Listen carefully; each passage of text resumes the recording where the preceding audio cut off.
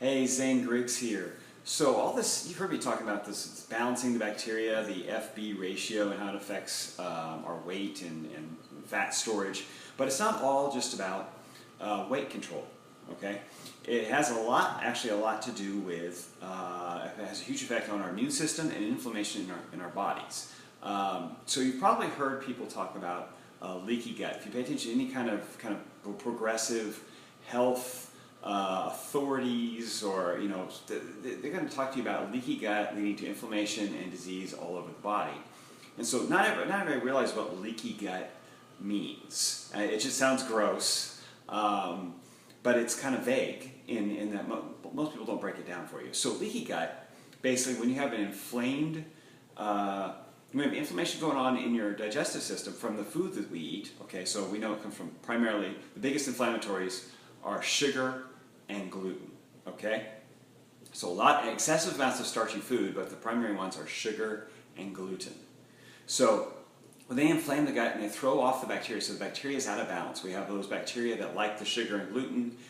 We have fewer bacteria that really like that eat the vegetable fiber. Okay, so we get inflammation.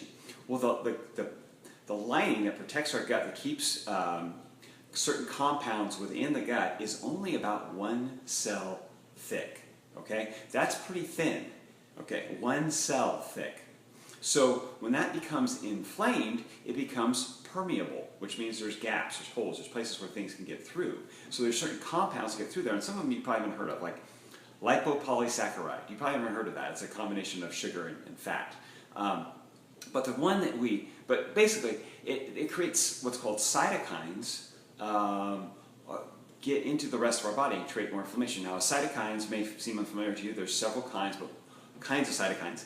But one you probably have heard of if you've had blood work done, or if you've seen someone's blood work, it's called C-reactive protein, or CRP. Okay, that's a cytokine. They test you for that because it's an inflammatory marker, and when we have a lot of cytokines in our system, that means we have a high rate of inflammation in our system, and that leads to all sorts of diseases. Like, the big ones you've heard of are probably autoimmune diseases, cardiovascular disease, cancers.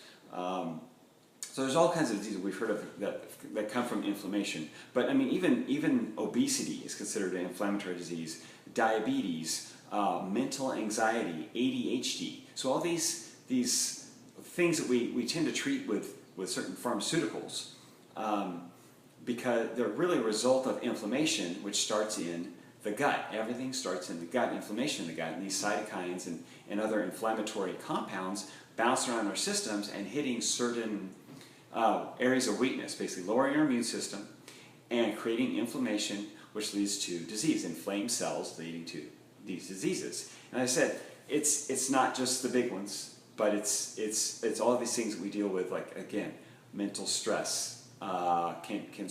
Sometimes it's caused by our surroundings, right? But many times our ability to deal with our surroundings has to do with our state of mind. Would you agree? And that can be thrown off by inflammation. Okay, inflammation in our system, which causes stress and brain fog, anxiety. Okay, it can cause, as again, ADHD. They're linking it sometimes to autism, schizophrenia.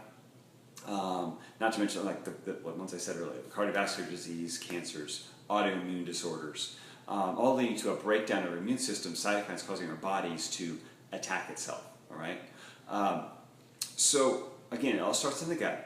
And how we reduce it, how we reduce our inflammation, how do we get our balance back, as I mentioned before. We reduce sugars and starches, primarily gluten, because gluten is a tremendous inflammatory food in our system. Whether you think you have celiac or not, that doesn't mean, just because you don't have celiac or irritable bowel syndrome or something like that from eating gluten, doesn't mean you don't react to it, doesn't mean you don't have a wheat allergy of some sort or wheat sensitivity.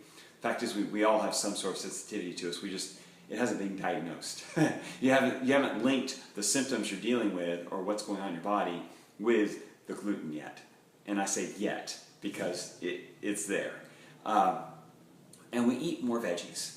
Eat more veggies. Eat some fermented foods like kombucha and kimchi and unpasteurized sauerkraut. Okay, maybe some kefir if you're good with dairy. Have some kefir. Get some goat kefir, maybe, if you're a little lactose intolerant, and take a probiotic for sure. But hey, if you're looking for a diet, okay, something kind of written out and can plan out, give you an idea of what that should look like, hey, I happen to have one written out because this is the way I eat and this is the way I coach my clients to eat. So I'll put my diet below, a link to the diet below, and it's easy to get. I'm selling really, I think affordable, super affordable considering the time I put into it. $10. $10, you can have my diet, lots of veggies, a week's worth of meals, examples, breakfast, lunches, dinners, and snacks. And when you check it out, you can get an idea of how your plate should look. With really 2/3, 3/4 veggies, some good meat, plenty of fat for fuel, okay, and low on the starch side, very low on the starch side. But it shows you how you can control that and manage that and make it tasty and yummy and fun to eat. Really, it's good stuff, and you'll feel better, and that's the point. And you'll lower your risk for disease and have more control over your weight. So, again, I'll put a link to my diet below.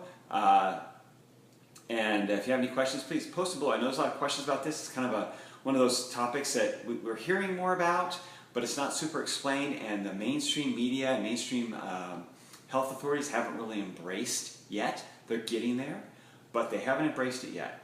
So feel free to put some questions below. I'll be happy to answer them. And if you know someone that could benefit from hearing this, please tag them in the comments. Talk to you later.